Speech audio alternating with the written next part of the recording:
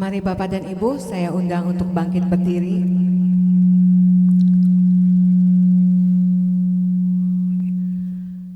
Dengan hikmat, dengan posisi hikmat, kita akan menyanyikan lagu Indonesia Raya dengan menaruh tangan kanan kita di dada.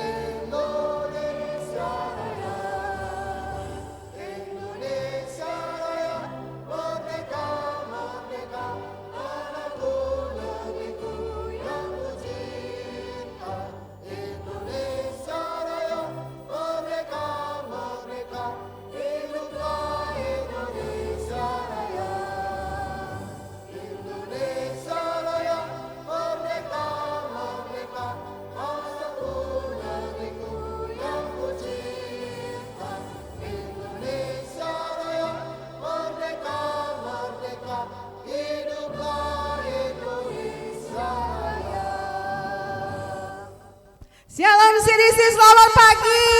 Mari dengan semangat kemerdekaan kita mau berikan tepuk tangan yang meriah buat Tuhan. Yes, amin. Yes, mari kita mau sama-sama katakan merdeka. 1, 2, 3, merdeka. Sekali lagi, 1, 2, 3, merdeka, merdeka, merdeka. Yes, haleluya. Haleluya. Mari kita bersuka cita bahwa Allah bangkit bagi kita semua. Amin. Allah bangkit, bersoraklah biar kencang, hey. Allah bangkit, bernyanyilah, Yesus kalahkan, umatnya dibebaskan, Allah dahsyat di tempat kudusnya.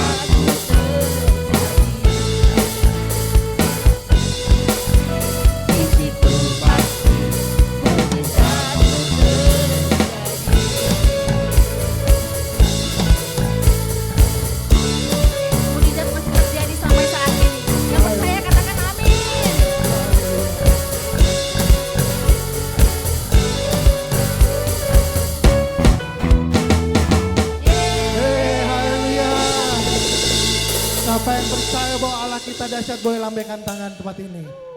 Haleluya, mari kita sama-sama nyanyikan lagu ini. Allahku dahsyat.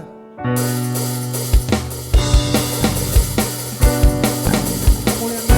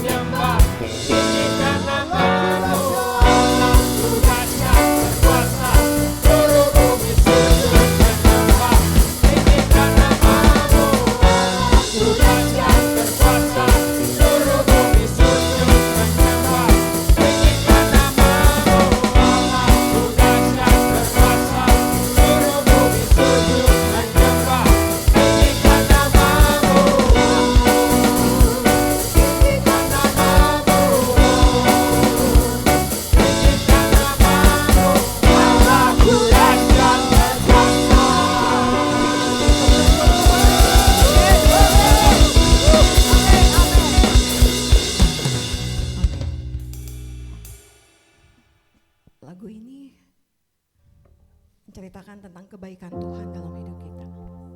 Tuhan bukan hanya baik, tapi Tuhan teramat baik buat kita. Semua yang terjadi di dalam hidup kita, apa yang kita alami, keadaan enak, keadaan gak enak, semuanya tetap ada dalam kontrolnya Tuhan. Karena kita percaya Tuhan mengasihi kita sebagai anak-anaknya. Tuhan memberikan kemurahan-Nya yang luar biasa buat kita. Lagu ini menceritakan tentang kebaikan Tuhan, tentang kemurahan Tuhan yang terjadi dalam hidup kita. Semuanya bukan karena kita bisa, tapi karena Tuhan yang luar biasa. Kemurahan Tuhan luar biasa dalam hidup kita. Jesus.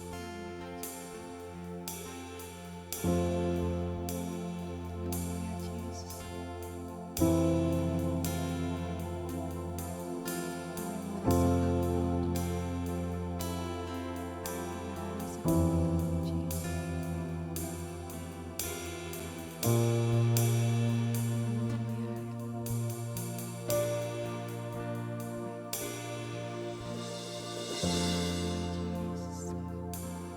Kemurahan-Mu besar bagi setiap kami. Segala pelanggaranku, Kau tetap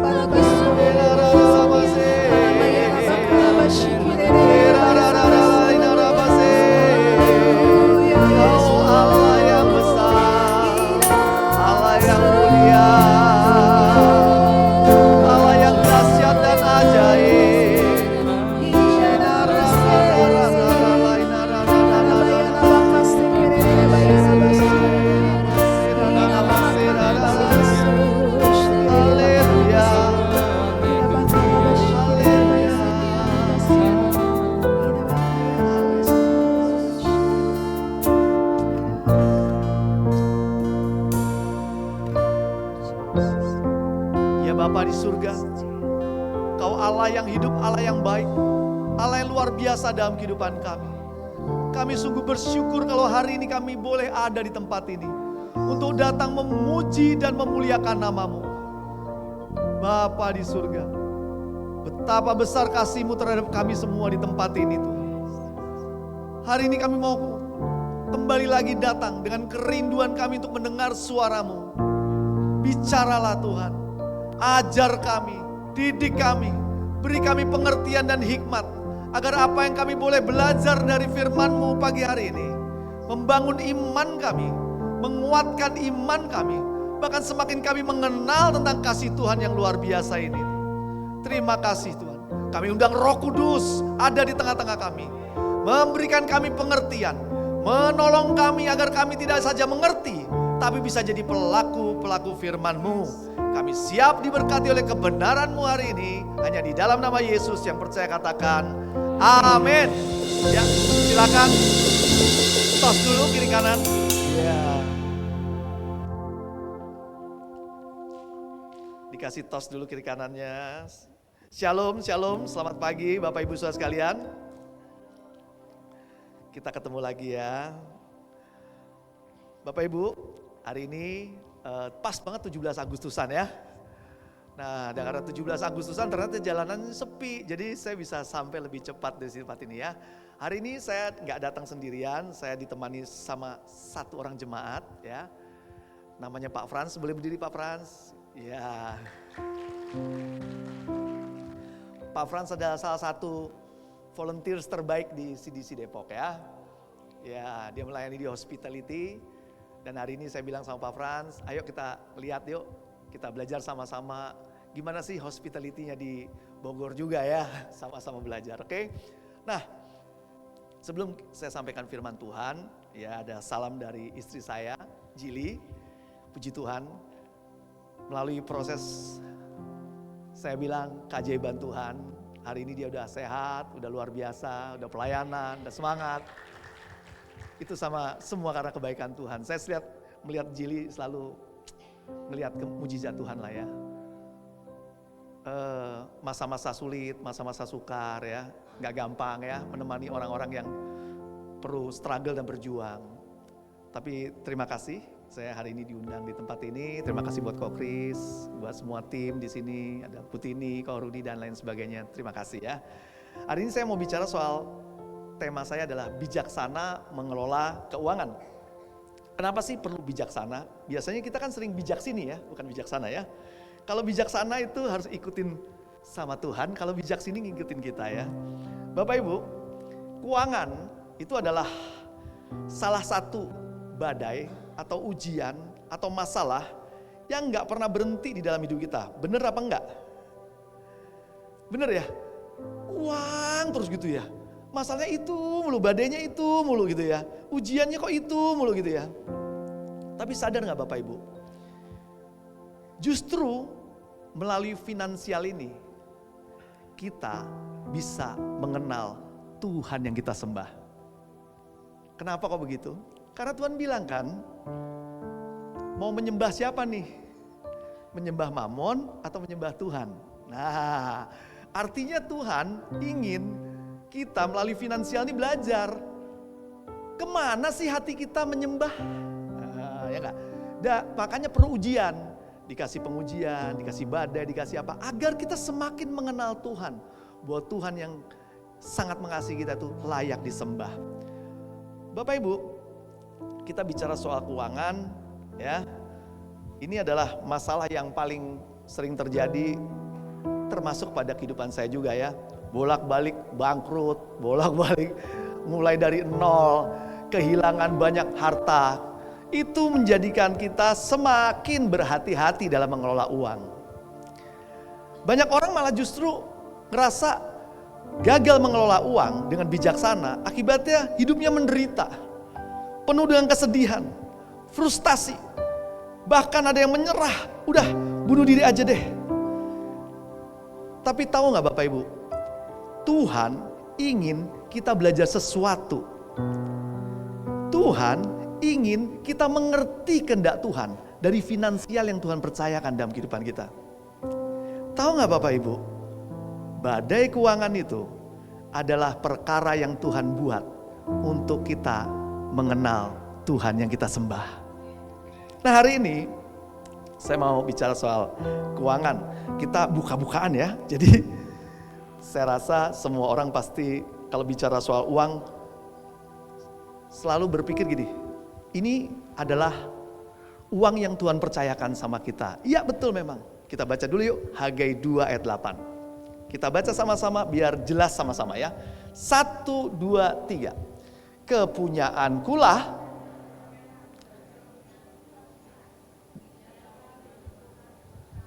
kurang kompak. Satu lagi ya, sekali lagi ya. 1, 2, 3. Kepunyaankulah perak dan kepunyaankulah emas. Demikianlah firman Tuhan semesta alam. Dari firman ini saya bisa menyimpulkan semua harta di dunia milik Tuhan. Katakan amin. Milik Tuhan apa milik kita nih? Udah ya, yakin ya? Kepunyaanku perak, emas, semua itu kepunyaan Tuhan. Jadi kalau hari ini kita dipercaya Tuhan untuk mengelola uang yang ada, harta yang ada, itu hanya sekedar mengelola. Katakan amin. Nah kalau kita cuma mengelola, seharusnya kita tanya sama yang punya, untuk apa uang itu dikasih ke kita? Setuju gak?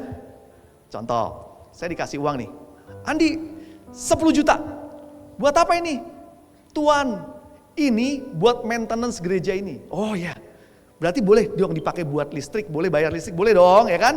Dipakai buat ini beli kursi baru boleh dong. Itu yang cocok. Jadi ditanya sama pemiliknya, buat apa dikasih uang? Tapi hari-hari ini anak-anak Tuhan, setiap dikasih berkat Tuhan, ini milik aku. Dan tidak lagi gini, Tuhan, ini buat apa ya Tuhan? Jarang sekali. Kita selalu kalau dapat bonus langsung belanja. Apalagi kalau bonusnya 2 kali lipat, 3 kali lipat. Ini kan kerjaanku selama ini upah dari aku bekerja. No, tadi kita udah sepakat segala harta di dunia ini milik Tuhan, termasuk yang kita punya.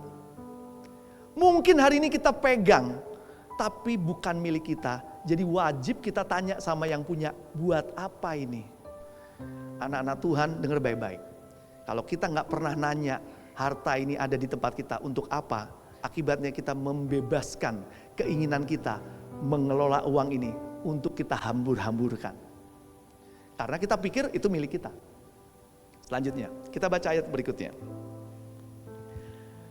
Amsal 21 ayat 20. Kita baca yuk. 1, 2, 3. Harta yang indah dan minyak ada di kediaman orang bijak.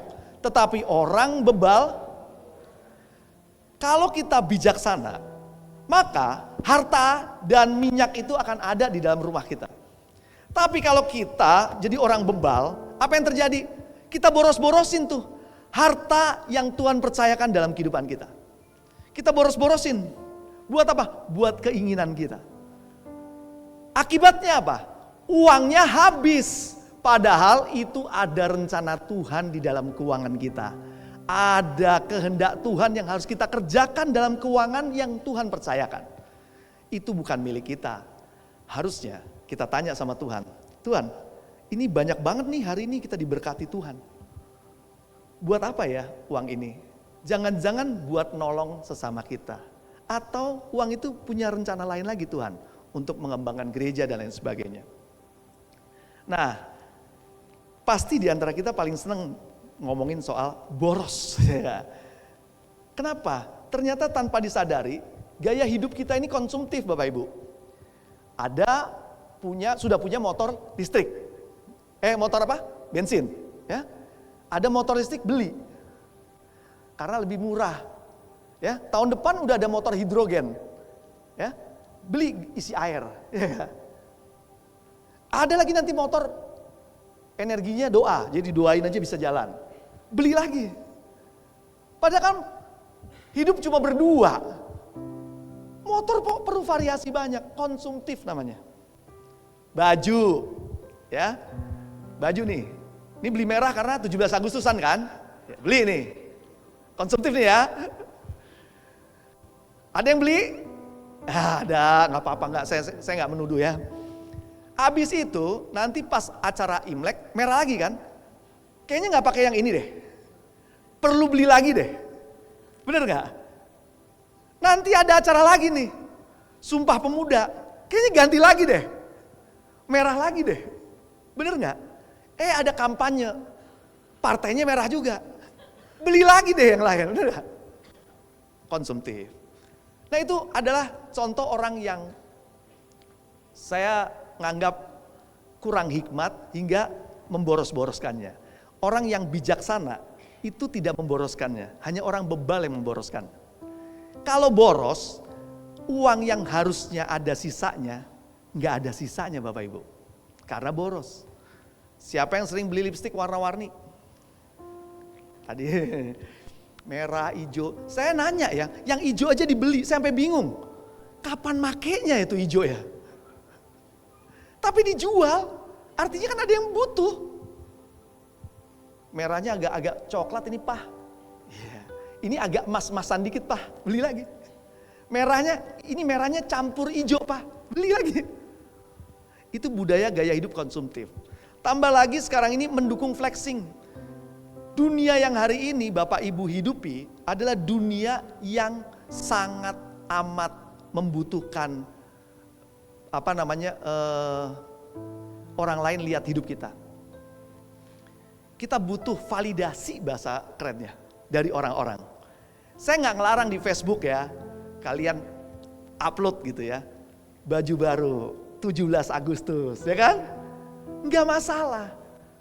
Tapi kalau keseringan, itu jadi masalah. Kenapa? Karena kan nggak mungkin kalian pakai baju yang lama kan nggak mau, pasti gayanya baru. Bener nggak? Abis makan di restoran ini, foto besoknya restoran lagi, yang lain, restoran lagi, yang lain, restoran lagi. Karena konsumtif itu mendukung flexing. Nah flexing itu kalau diterus-terusin, boros hidupnya. Akibatnya apa? Berkat yang tadi Tuhan, miliknya Tuhan itu, kita habiskan untuk keinginan kita sendiri. Nggak bijaksana. Setuju? Nah, hari ini perlu belajar hal ini kenapa? Karena sadar nggak sadar, anak-anak Tuhan pengen juga diakui. Pengen terlihat keren, pengen terlihat, nih loh hari ini aku bahagia. Penting banget tuh, ada di Facebook, hidupnya bahagia. Kebahagiaan yang kita punya itu, bukan untuk kita pamerkan di media itu. Justru kebahagiaan hidup kita ini, untuk dibagikan ke hidup orang lain. Betul alasannya, iya kan pakai Facebook, pakai itu, iya. Tapi kalau kita selalu akhirnya ingin memamerkan itu, lama-lama hidup kita keluar dari rencana Tuhan loh. Bapak Ibu, kalau sekali-kali di Facebook gak apa-apa, itu menandakan kita hidup sama teman-teman, bener gak? Ya. Kalau ini kok orang gak pernah nongol, ada nongol, halo gitu ya kan, lagi di kebaktian, lagi doa. Kayaknya seneng banget tuh orang bener ya. Tapi kan kebanyakan kita flexingnya apa coba? Kita upload apa? Kita lagi apa? Jalan-jalan, ya enggak? Lagi di Bali.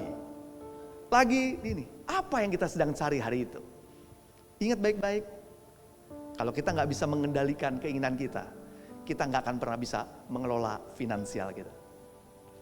Dan finansial itu bicara soal kerohanian, bukan hanya keuangan aja loh. Kita buktiin ya, kita lanjut ya. Amsal 3 ayat 9 sampai 10. Kita baca sama-sama 1, 2, 3. Muliakanlah Tuhan dengan hartamu dan dengan hasil pertamamu dari segala penghasilanmu. Maka lumbung-lumbungmu akan diisi penuh sampai melimpah-limpah. Dan bejana pemerahanmu akan meluap dengan air buah anggur. Jadi segala harta yang dipercayakan dipercayakan Tuhan untuk kita. Hal ini menjelaskan bahwa firman ini Amsal 3 ini mengatakan bahwa muliakanlah Tuhan dengan hartamu. Sekarang pertanyaannya, kita dikasih berkat Tuhan, dikasih gaji pertama kita. Harusnya pertama apa? Muliakanlah Tuhan dengan, biasanya kita ngelihat diskon pergi dulu ke mall, gajian ke mall, makan enak-enak, ya kan? Padahal kalau kita lihat anak-anak Tuhan kalau habis gaji pertama dia dapat nih gajian nih, Dia pengen memuliakan nama Tuhan, caranya gimana coba? Dia sisihkan dengan perpuluhan. Setuju? Dia sisihkan dengan perpuluhan, katakan amin. Perpuluhan itu kalau di kebenaran firman Tuhan, itu mengembalikan. Jadi bukan pajak. Pajak yaitu dipotong dari apa yang harus kita punya. Itu kan milik Tuhan. Kalau milik Tuhan, dikasih ke Tuhan namanya kembali. Jadi bukan, ya berat dong Tuhan. Itu milik saya. Sorry ya. Tolong dikembaliin. Dalam businessman, dalam dunia bisnis, pengusaha yang paling baik saya bilang Yesus Kristus. Karena dia modalin semua tuh. Hidup kita dimodalin, napas dimodalin, ginjal dimodalin, kerja dimodalin, pikiran dimodalin, partner dimodalin, semua dimodalin. Dari dia modalnya, dia ambil 10%. 90%-nya buat kita. Ada yang mau bisnis begitu? Biasanya, saya investor, saya yang kasih uang, saya 90%, kamu yang kerja mati-matian 10%. Setuju? Tapi Tuhan yang luar biasa baik itu bilang gini, 90 pakai kelola ya, 10% kembaliin. Amin. Ada yang berat? 10% balikin Tuhan, berat? Kalau dia minta 90% gimana? Bapak Ibu, kadang-kadang kita berat ya, ngasih 10%. Tapi saya percaya, saat kita percaya memberikan ketaatan itu namanya ketaatan ya. Tuhan lihat hati kita loh. Dan dia akan mempercayakan hal yang lebih lagi. Bukan masalah 10%-nya, bukan dia gak lihat nominalnya Bapak Ibu. Saya sering lihat, karena saya gembala, saya lihat tuh siapa aja yang ngasih perpuluhan. Saya tahu namanya, tahu. Tahu gak Bapak Ibu? Ada yang komitmen, walaupun nilainya gak besar, dia komitmen. Saya lihat hidupnya jauh lebih diberkati. Ini enggak rekayasa, baca. Kalau nggak percaya nanti tanya Kokris deh, Kokris ini. Orang yang setia memberi sama Tuhannya, Tuhan setia memberkati dia. Itu udah prinsip. Tuhan udah bilang, di mana hartamu berada, di situ hatinya. Nah kalau hartanya ditaruh di keuangannya dia, dipegang terus gini, disitulah hatinya dia. Tapi waktu dia tahu ini punya Tuhan loh, kembali loh. Puji Tuhan cuma diminta 10. Coba 20, 30 kan lebih berat ya. Tapi saya sama istri saya setia. Saya memberi buat Tuhan. Walaupun saya gak gajian. Nah itu yang paling berat ya. Saya gak gajian, tapi saya bisa memberi. Itulah Tuhan luar biasa. Bapak Ibu, habis itu apa sih yang harus kita kerjakan? Muliakan Tuhan dengan perpuluhan. Oke, itu mengembalikan. Tapi ada hal yang kedua, yaitu apa yang Tuhan sudah kasih di dalam berkat Tuhan ini. Di dalam gaji kita, di dalam pendapatan kita, adalah untuk menabur pekerjaan Tuhan. Katakan amin. Menabur pekerjaan Tuhan bisa apa? Bisa melalui persembahan, janji iman, diakonia, menolong banyak orang. Itu menabur buat pekerjaan Tuhan. Kenapa pekerjaan Tuhan perlu ditabur? Karena Tuhan ingin pakai setiap anak-anaknya terlibat di dalam pekerjaan Tuhan. Ujung-ujungnya berkat itu kembali kepada kita. Hidup kita lah yang diberkati. Bukan orang lain. Karena firman Tuhan bilang, siapa yang menabur sedikit, menuai sedikit. Siapa yang menabur banyak, dia menuai banyak. Bagaimana kalau kita nggak kelola dengan baik, kita bisa menabur banyak. Bagaimana kita pengen memberkati pekerjaan Tuhan, kalau kita gajinya pas-pasan, udah gitu habis, pas tanggal 10 udah habis. Gimana kita mau memberkati dengan lebih besar kalau kita nggak bisa mengelola dengan benar? Akibatnya apa? Malah justru berhutang. Itu yang memalukan Tuhan. Artinya kita gagal mengelola jadi orang yang bijaksana. Berkat Tuhan yang harusnya dipakai buat kemuliaan Tuhan. Kemuliaan Tuhan tercoreng gara-gara kelakuan kita sampai berhutang. Dunia hari ini lucu. Hutang ditawarkan dengan begitu mudahnya.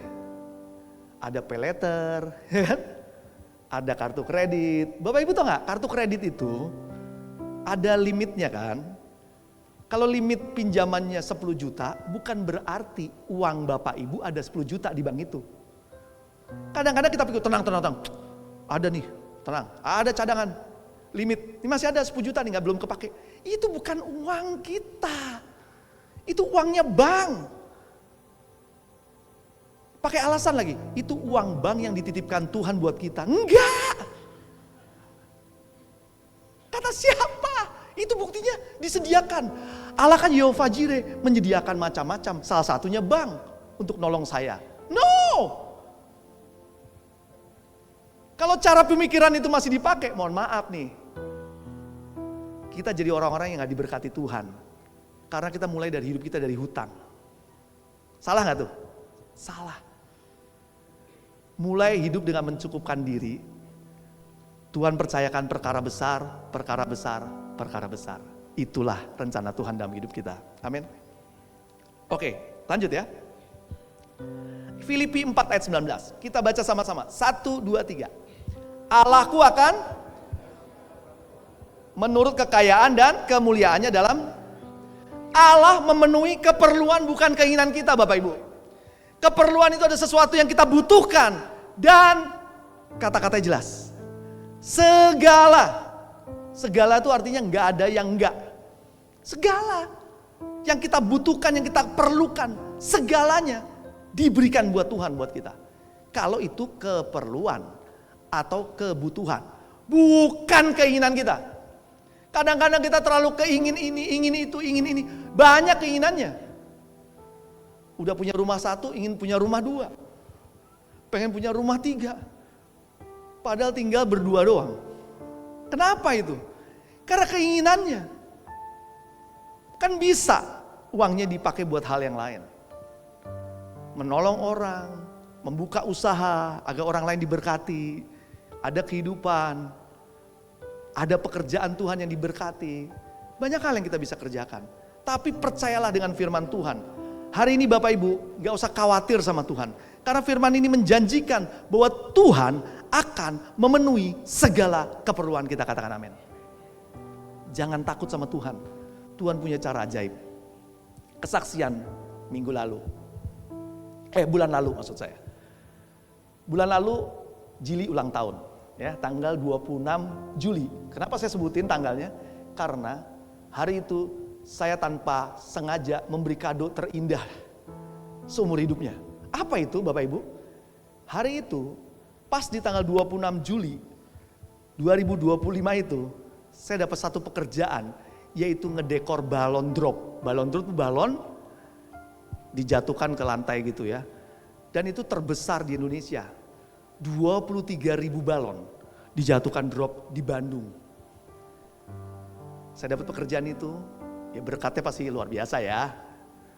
Itu satu mall itu dia buka lahan baru, dia taruh tuh balon itu ditaruh di di atapnya, lalu saya turunkan semua 23.000 balon, 1.000 balon ada hadiahnya, balon warna emasnya itu ada hadiahnya. Bapak Ibu tahu nggak? Apa yang nggak pernah saya bayangkan ya? Tuhan tuh menyediakan semua keperluan loh. Sampai hadiah aja disiapin yang bener nggak? Saya pengen, aduh Tuhan kok luar biasa ya. Ini ada loh. Dan itu pas di ulang tahun dia seneng, rasa dia jatuh balon gitu semua. Dia ngerasa happy banget, kayaknya buat gue deh. Bener nggak? Itu sesuatu yang kebilang, aduh Tuhan, kita nggak bisa kasih sesuatu yang mungkin besar sama Tuhan.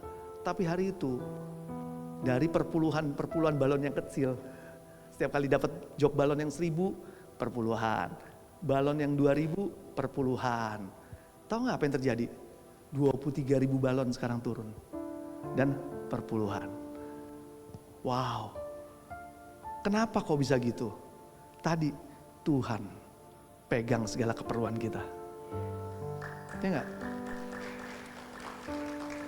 Ini bukan melebihkan bahwa ini wow gitu, bukan. Saya hanya cuma pengen cerita, Tuhan tuh punya rencana ajaib deh. Masa sih ada si gembala ngurusin balon, niupin balon. Saya pernah sekali ketemu anak buahnya Kokris, mohon maaf ya Bapak Ibu. Saya lagi di gedung 3 tingkat, bukan gedung tinggi. Saya di lantai 3 lagi megang stiker begini nih. Terus jemaatnya Kokris datang gini, Pak Andi ya? Saya bilang, astaga, ini kan udah jam 2 pagi, masih ada yang kenal aja. Iya Pak, lah Pak, lagi masang stiker ya. Oh iya Pak, iya. Tahu gak? Kita mengerjakan bagian kita masing-masing. Setiap kita diberkati Tuhan dengan cara masing-masing. Tapi tahu gak? Apa yang kita kerjakan, kita kembalikan untuk kemuliaan nama Tuhan. Bawa itu hasil apa yang kalian punya. Hari ini mungkin kecil, gak usah takut. Karena waktu kecil kita setia, waktu besar kita juga akan setia. Dan waktu kita besar, Tuhan percayakan banyak hal sama hidup kita. Sadar gak? Di dunia ini, setiap orang punya rencana Tuhan masing-masing Bapak Ibu. Gak usah iri sama berkatnya mereka yang lain yang lebih besar, lebih kecil. Gak usah iri. Gak usah iri. Karena yang punya uang banyak, tidurnya justru juga susah. Bener. Orang saya udah ngalamin, ih enak ya punya ini, iya. Pas punya ini, punya itu, bingung juga ngelolanya gimana enggak? Satu hal yang saya ambil, kesimpulannya begini Bapak Ibu. Ada orang yang cari uang, ada orang yang cinta sama uang. Itu beda. Kita baca 1 Timotius 6 ayat 10. 1, 2, 3. Karena akar segala kejahatan ialah apa? Cinta uang. Sebab oleh memburu uang lah beberapa orang telah menyimpang dari iman dan menyiksa dirinya dengan berbagai. Sadar nggak, kita boleh cek deh. Kita yang lagi cari uang atau kita lagi cinta uang nih? Bedanya di mana? Firman Tuhan jelas nih, kalau nggak kerja nggak boleh makan. Ya nggak? Makanya harus kerja. Laki-laki semua kerja. Kenapa? Biar kita bisa makan. Kalau nggak kerja nggak makan. Itu artinya cari uang. Kalau cinta uang, apa-apa diukur pakai uang. Bahkan, kayak saya ini dulu ya, generasi cinta uang. Kenapa? Kerja 3 hari 4 hari di dalam stasiun TV, nggak pulang-pulang. Ya, pokoknya cari duit sebanyak-banyaknya, membuat istri bahagia, anak bahagia. Itu kan kata-kata kita, bener nggak? Istri sama anak kita terlantar 4 hari. Terlantarnya buktinya apa? Pas pulang 4 hari, tolong dong pijetin, kerokan. Harusnya pulang jalan-jalan nggak? Enggak, besoknya harus kerja lagi. Minum jahe anget. Setelah dipikir-pikir, 2 tahun loh kerja kayak gitu. Saya pikir ini saya cinta uang nih. Kenapa? Karena ibadah kagak, ya kan? Sel grup males, ya. Akhirnya apa? Ini mah cinta uang nih, bukan cari uang. Tobat, berhenti saya dari TV. Ini gak bener, kerjalah di mall. Nah kerja di mall baru nih cari uang. Jam kerjanya jelas, pulangnya jelas. Anak-anak seneng, kenapa? Karena kalau datang, papa, di mallnya makan ada yang gratisnya juga, puji Tuhan, ya kan? Pengelola mall itu, kalau saya kan kerja pengelola mall nih, ya, makanan banyak yang gratis. Karena manajer mall, ya nggak? Mainan anak-anak, boleh ambil Pak Andi, ambil aja, udah, nanti gampang, nanti tanda tangan aja saya Pak. Udah ambil. Nonton bioskop gratis, ini gratis, makan gratis, enak. Itu cinta uang. Atau cari uang.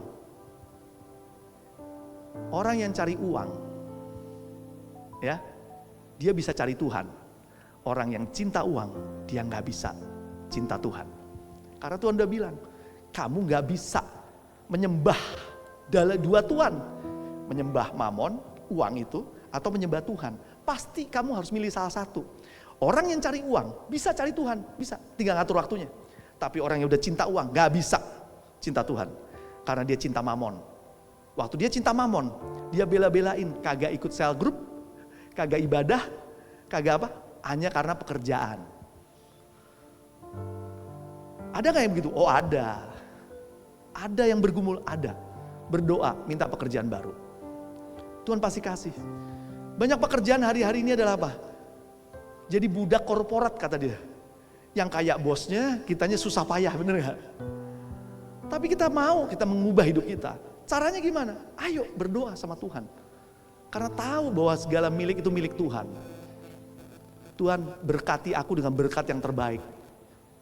Ya kalau kita harus pindah-pindah, gak usah takut.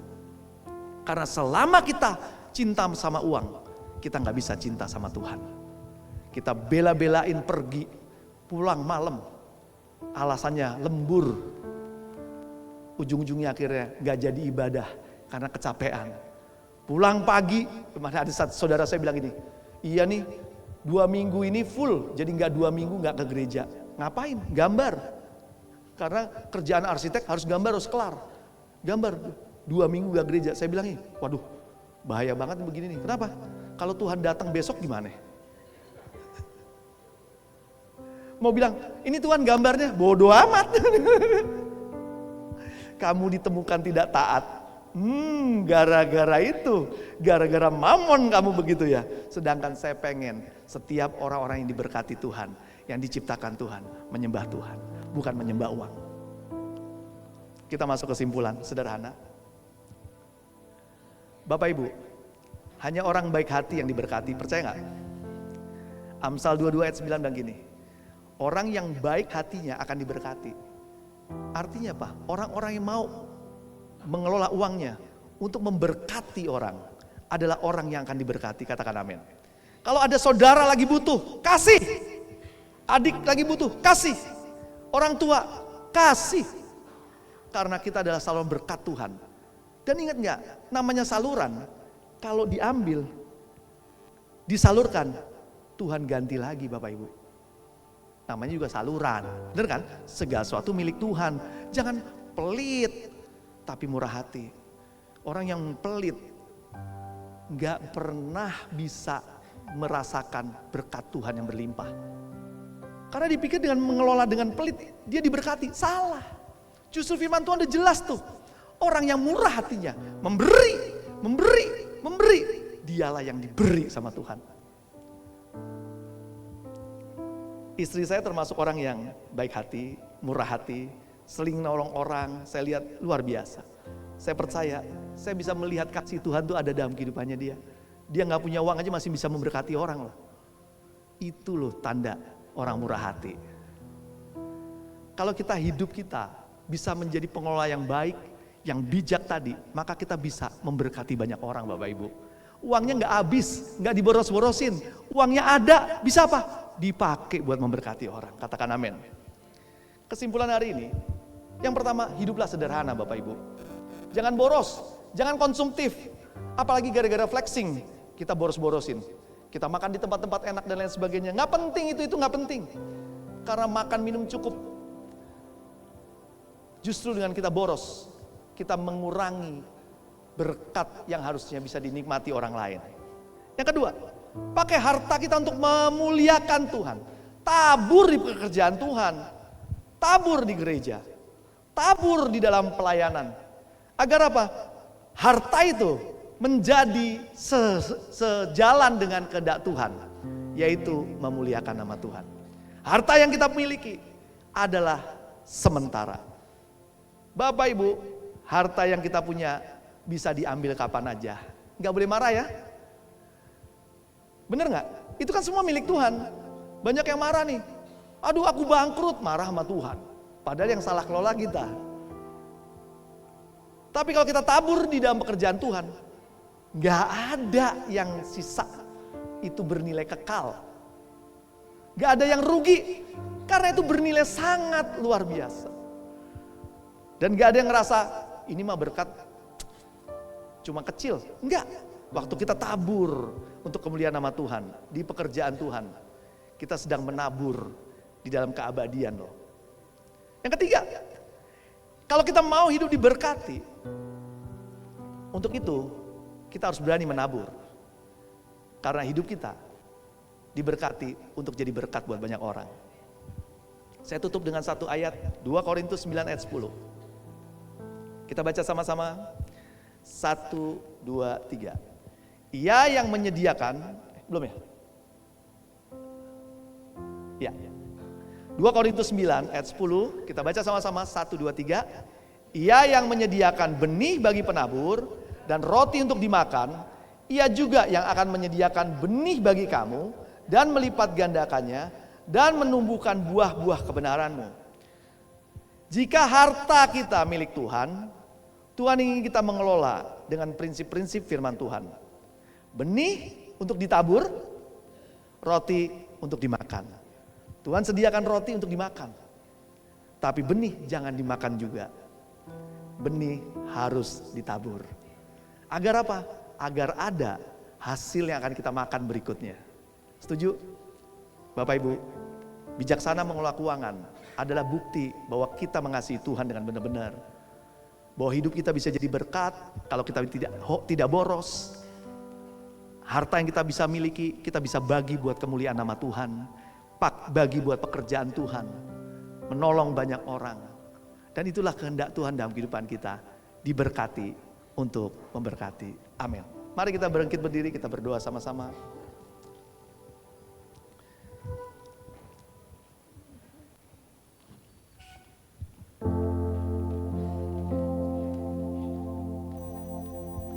Mari kita tundukkan kepala kita. Kita mau serahkan finansial kita sama Tuhan hari ini. Saya percaya hari ini kita harus sepakat dulu. Kalau semua harta yang Tuhan kasih, yang ada di dalam kehidupan kita, itu milik Tuhan. Kita sepakat dulu. Kalau kita udah sepakat, mari kita berdoa. Bapa di surga, semua harta di dunia ini milik Tuhan. Semua harta yang ada di rekening saya milik Tuhan. Semua harta yang ada dalam pengelolaan saya milik Tuhan. Ajar saya Tuhan untuk bertanya, Tuhan mau apa dengan kepercayaan ini? Harta yang Tuhan percayakan untuk kami kelola, Tuhan mau buat apa?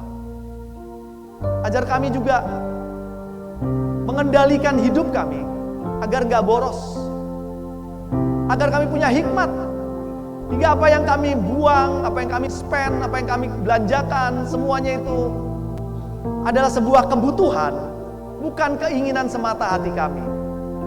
Tuhan berikan kami hikmat hari ini, mengelola semua harta milik kami, agar kami bisa menjadi pengelola yang baik. Apa yang Tuhan rancangkan dalam harta benda milik kami, untuk memuliakan Tuhan, boleh terjadi di dalam kehidupan kami. Kami mau menabur buat pekerjaan Tuhan. Menabur semakin banyak, semakin banyak, semakin banyak. Kami gak takut, karena semua itu adalah kehendak Tuhan. Kami mau belajar juga Tuhan, untuk menjadi berkat buat banyak orang-orang di sekeliling kami. Kami sadar hidup kami diberkati, untuk jadi saluran berkat buat banyak orang. Siang hari ini Tuhan, kami mau serahkan harta benda milik kami di dalam tangan Tuhan. Berikan kami hikmat di dalam pengelolaan, agar kami tidak boros, agar kami punya hidup yang bijaksana, mengelola keuangan kami, hingga keuangan kami terus bertumbuh, terus berkembang, terus diberkati, karena ada rencana Tuhan yang lebih besar lagi di masa depan kami. Terima kasih Tuhan, ajar kami setia dengan perkara kecil, agar perkara-perkara besar Tuhan boleh percayakan di kemudian hari. Di dalam nama Yesus kami berdoa dan mengucap syukur, yang percaya katakan amin. Tuhan Yesus memberkati.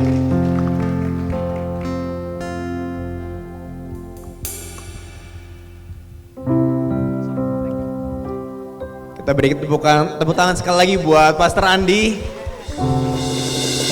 Terima kasih, Tuhan Yesus luar biasa. Saudara diberkati saudara. Yes. Yuk kita setia ya saudara ya, setia mengelola dari hal-hal yang kecil supaya kita dipercaya mengelola hal-hal yang besar. Masuk akal saudara, saya sadar tadi waktu mendengar firman saya pikir wah, ini firman tidak mudah. Semoga ini bukan mendapat, saya nggak salah, bukan saya buat saya aja, saya juga saya yakin ada yang mirip sama saya. Tapi saudara, logikanya kalau saya dikasih kepercayaan mengelola 100.000, memberi 10.000 akan lebih mudah rasanya. Tapi ketika dipercaya 1 juta, bener ya 100.000 1 juta ya, 1 juta memberi 100.000 agak lain rasanya. Ketika dipercaya sama Tuhan karena mengelola ya dengan baik 10 juta, kita bicara soal angka 1 juta saudara. Kayaknya agak lain lagi tuh rasanya tuh. Ketika Tuhan memberkati kita ya, karena kita setia. Berapa? Habis 10 juta berapa tuh? 100 juta. 100 juta. Maka kita bicara 10 juta. Itu lain lagi udah ceritanya. Jadi memang harus kita setia dari hal kecil dulu, sehingga kita sanggup kalibernya masuk ke yang lebih besar. Amin. Kita beri tepuk tangan sekali lagi saudara buat Mas Randi dan Tuhan Yesus kita yang luar biasa. Oke, dan kita mau menyambut welcome home kepada Bapak Ibu Saudara yang baru hadir. Infonya ada 2 rekan baru kita yang hadir. Boleh kita lihat tangannya yang baru pertama kali hadir. Yes, welcome Pak.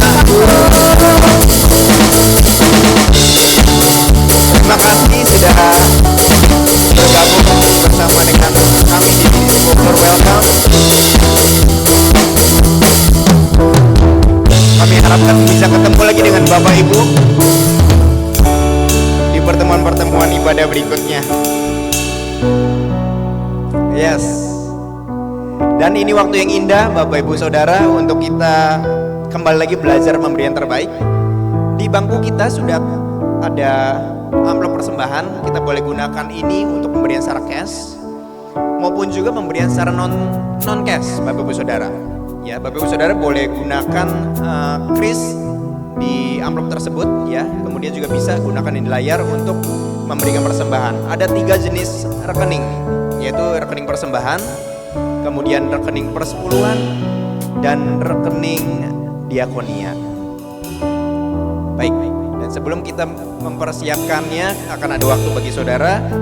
Kita akan baca satu buah ayat sama-sama ya Bapak Ibu Saudara, dari Matius 5 ayat 7. Boleh saya ajak Bapak Ibu Saudara untuk baca bersama-sama. 1, 2, 3. Berbahagialah orang yang murah hatinya, karena mereka akan beroleh kemurahan. Amin. Amin. Mari kita pejam mata kita untuk berdoa. Tuhan Yesus, kami bersyukur untuk firman-Mu Bapa. Kami belajar sesuatu, dan lebih dari itu berikan kami Bapa untuk kami boleh belajar taat. Untuk Allah Roh Kudus sertai kami sehingga kami boleh melatihnya Tuhan. Kami tahu ini satu hal yang perlu kami lakukan dengan setia. Engkau Allah yang setia, maka kami juga mau belajar setia Tuhan dalam hal memberi juga. Bapak, kami percaya bahwa ketika kami memberi dan kami belajar dengan sikap hati yang benar, maka Engkau juga yang memberkati keluarga kami. Engkau menyediakan roti untuk kami makan, dan Engkau menyediakan benih bagi kami untuk menabur. Terima kasih Tuhan, Kau Allah yang dahsyat luar biasa.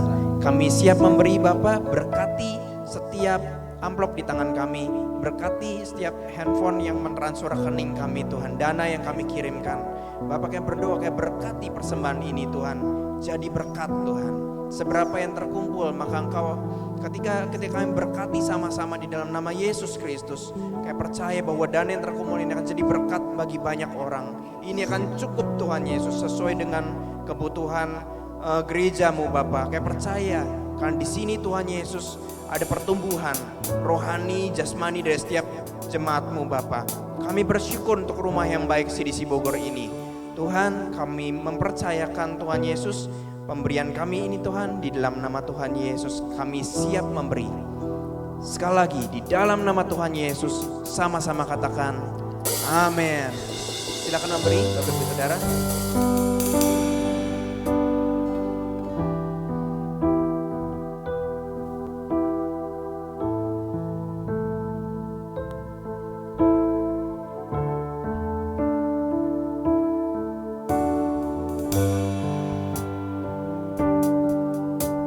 Sepertinya sudah semua.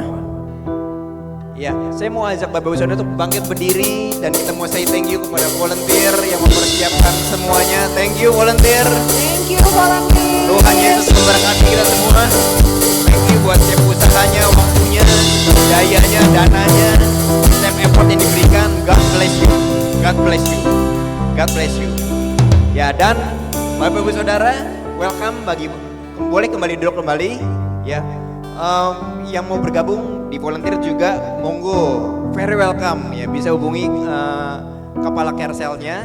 nanti akan disalurkan atau dialokasikan ke tempat yang tepat bagi saudara. Dan minggu depan, ya oke slide itu sudah muncul ya.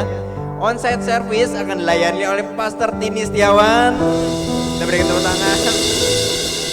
Kita siapkan hati kita untuk menerima satu lagi yang terbaik melalui Pastor Tini Setiawan minggu depan 24 Agustus ya. Ibadah di waktu yang sama untuk Sikits kita jam 9 pagi. Nah kemudian untuk ibadah umum jam 9 pagi dan Arrow 11.30. Selanjutnya pengumuman kita doa onsite setiap hari Sabtu Bapak Ibu Saudara jam 7 pagi. Ya doa ini butuh kesetiaan Bapak Ibu Saudara ya. So yuk kita latihan sama-sama karena ada berkat yang luar biasa ketika kita berdoa sama-sama. Kita akan alami lawatan Tuhan di sana. Tempatnya di mana?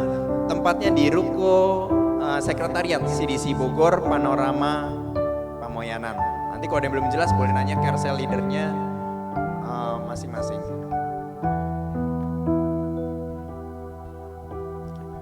Ya, kemudian untuk carousel juga tersedia bagi kita ya, Bapak Ibu. Pastikan kita semua sudah bergabung. Ya, pastikan kita semua sudah bergabung. Carousel kita semakin banyak dan visi kita tahun ini ada 20 carousel. Kita support sama-sama dan doakan bersama Bapak Ibu Saudara, bukan hanya kuantitinya, tapi kualitas kita ya sebagai murid Kristus di setiap carousel kita tumbuh semakin baik, semakin luar biasa. Oke, dan juga pengumuman kita ada encounter class. Boleh saya minta tepuk tangan lagi untuk ini Bapak Ibu Saudara. Spiritual Journey. Ya. 24 Agustus. Sebelum saya jelas lebih detail, ini di minggu lalu juga sudah kita sampaikan ke Bapak Ibu Saudara. Namun saya mau ambil sedikit titik berat di sini bahwa hal ini penting banget Bapak Ibu Saudara. Mungkin di antara kita ada berapa yang mungkin belum mengerti arti pentingnya spiritual journey ini. Saya mau share sedikit ke Bapak Ibu Saudara bahwa saya dulu itu lahir Kristen.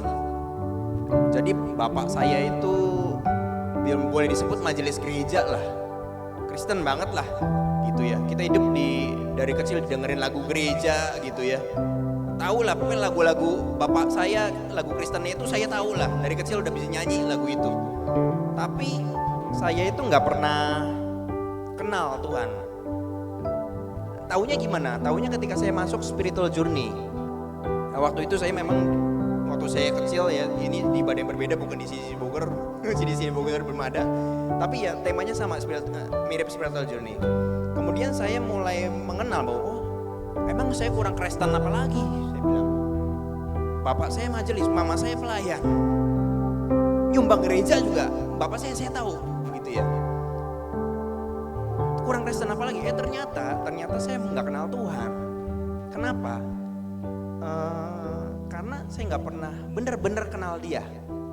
Mending saya nggak bocorin nih gimana caranya kenal Tuhan ya, biar teman-teman nanti alami sendiri, Bapak Ibu Saudara alami sendiri di spiritual journey, khususnya di sesi encounter ini. Jadi poin saya adalah ketika saya mengikuti spiritual journey, khususnya di sesi encounter class, saya jadi mengerti posisi saya di hadapan Tuhan. Itu yang selama ini saya nggak ngerti. Taunya saya anak majelis doang ke gereja, nyanyi, banyak judgement orang nangis sedikit, saya pikir ngapain dia nangis ya. Saya penuh curiga di gereja. Tapi ketika saya ikut ini, saya jadi mengerti posisi saya di hadapan Tuhan itu seperti apa. Kemudian bagaimana cara supaya saya bisa terima keselamatan. Apakah dengan duduk kita sama-sama di bangku gereja ini otomatis kita di jalur yang sama masuk surga bareng-bareng gandengan gitu? I don't think so masalahnya ya. Jadi bagaimana caranya kita temukan di sini Bapak Ibu Saudara. Kemudian gimana kalau saya berdosa? Gimana kalau saya jatuh berdosa? Apakah pintu surga itu masih kebuka buat saya atau nutup sementara? Itu ya, itu juga yang akan dijawab juga di sesi encounter kelas ini. Terus juga apalagi? Bagaimana sih sebenarnya hidup sebagai murid Kristus?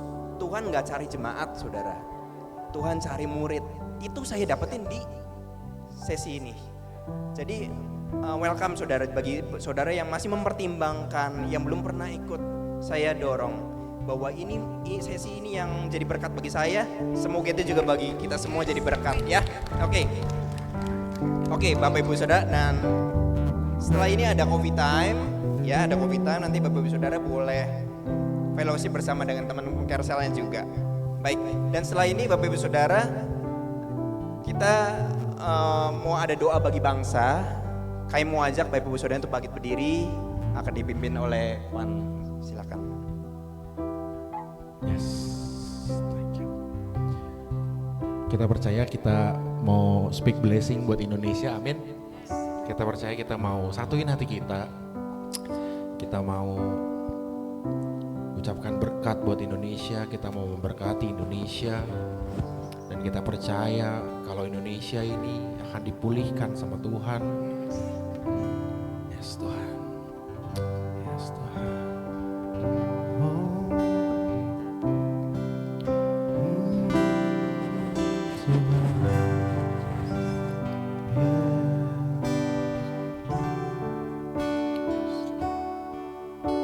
Syukur untuk setiap rencanamu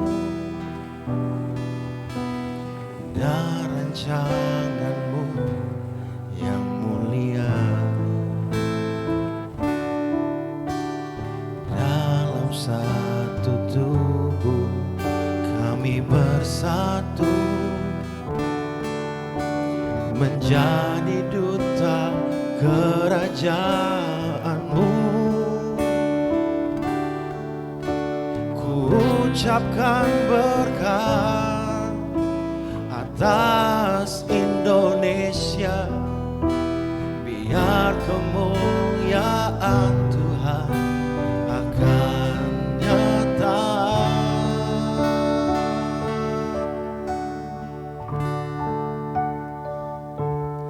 Bagi bangsa ini kami berdiri dan membawa doa kami kepadamu. Sesuatu yang besar pasti terjadi dan mengubahkan negeri kami. Hanya nama-Mu Tuhan ditinggikan atas seluruh bumi. Yes Tuhan, kami tahu hati-Mu Tuhan. Kami rindu melihat Indonesia pulih dari semua problema, hidup dalam jalan kebenaran-Mu, pancarkan terang kemuliaan-Mu. Ku ucapkan berkat, ku ucapkan berkat buat Indonesia. Oh Tuhan, biar kemuliaan Tuhan akan nyata bagi bangsa ini. Kami berdiri dan membawa doa kami kepadamu. Sesuatu yang besar pasti terjadi dan mengubahkan negeri kami Indonesia. Hanya nama-Mu Tuhan ditinggikan, hanya nama-Mu Tuhan, hanya nama-Mu Tuhan ditinggikan. Oh nama-Mu Yesus, hanya nama-Mu Tuhan ditinggikan atas seluruh bumi.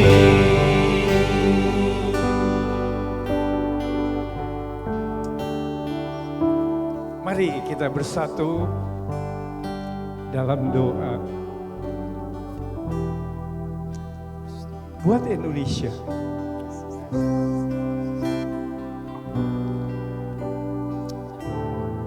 Tuhan Yesus yang mulia dan maha kuasa, kami bersyukur atas berkat dan pernyataan-Mu. Hari ini kami membawa negeri dan bangsa Indonesia ke tangan-Mu. Kami berdoa buat seluruh pemimpin negeri ini, mulai dari presiden, wakil, para menteri, MPR, DPR, gubernur, bupati, wali kota, hingga semua pemimpin yang ada di bawah mereka, dan para pejabat tertinggi, TNI, Polri, dan jajarannya. Kiranya Tuhan berikan mereka kesehatan, hikmat, kebijaksanaan, kejujuran, kemampuan untuk bisa bersikap adil dan sikap yang takut akan Engkau, ya Tuhan. Dengan demikian mereka bisa menjalankan tugas sesuai dengan kehendak-Mu. Biarlah setiap keputusan dan tindakan mereka yang mereka ambil yang terbaik bagi seluruh bangsa dan seturut kehendak-Mu. Kami juga mau perkatakan berkat atas setiap generasi penerus bangsa ini. Turunkanlah berkat kecerdasan, kesehatan, kreativitas, dan mereka semua bisa menciptakan berbagai inovasi yang menguntungkan bagi bangsa ini dan berkenan di hadapan-Mu. Kami berdoa juga untuk semua pulau yang ada di negara Indonesia. Lindungi pulau-pulau dari bencana alam dan jagalah kelestarian lingkungan hidup. Berkatilah hikmat kepada para pemimpin kami agar dapat mengelola sumber daya alam dengan bijaksana. Demi kesejahteraan seluruh rakyat, tumbuhkanlah rasa kesatuan, cinta kasih, toleransi, dan saling menghormati di antara semua suku bangsa. Jauhkanlah dari rasa benci dan permusuhan. Ya Tuhan, berikanlah kedamaian, kesejahteraan, dan keadilan bagi seluruh rakyat Indonesia. Berilah kesehatan, kekuatan, dan keberkahan bagi semua suku bangsa di negeri ini. Di dalam nama Yesus kami berdoa, yang percaya katakan amin.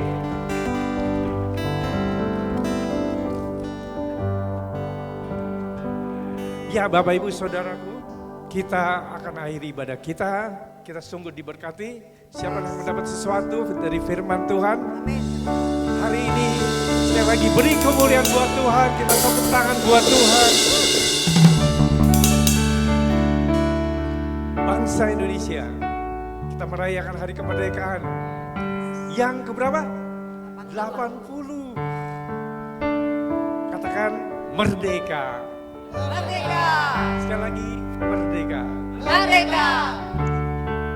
Kita angkat kedua tangan kita untuk terima berkat. Kami bersyukur Tuhan untuk kehadiran-Mu di tengah-tengah kami. Kami bersyukur Kau kirim hamba-Mu Pastor Andi di tempat ini. Dan firman-Mu sungguh memberkati kami Tuhan. Ajar setiap kami Tuhan untuk mengelola keuangan dengan baik. Kami bersyukur Tuhan untuk kemurahan-Mu, kebaikan-Mu, untuk kasih dan anugerah-Mu bagi kami semua. Kami bersyukur Tuhan untuk pemeliharaan-Mu, pertolongan-Mu, bahkan perlindungan dan berkat-berkat Tuhan sudah berikan bagi setiap umat-Mu yang mengasihi Tuhan. Kami bersyukur Tuhan untuk apa yang kami miliki hari ini, karena semua mengingat kebaikan Tuhan. Jemaat yang dikasihi Tuhan, pulang dengan membawa berkat dari Tuhan. Diberkatilah apa yang kau kerjakan sesuai dengan rencana Tuhan, dengan kehendak Tuhan. Diberkati melimpah di dalam nama Yesus. Tuhan lindungi engkau dimanapun kau berada dan kemanapun kau pergi. Tuhan menyinari engkau dengan wajahnya dan memberi engkau kasih karunia. Tuhan menghadapkan wajahnya kepadamu dan memberi engkau damai sejahtera. Di dalam nama Yesus kita terima kasih dan anugerah Tuhan dan persekutuan dengan Roh Kudus yang menyertai hidup kita dari sekarang sampai selama-lamanya. Di dalam nama Yesus diberkati, katakan amin.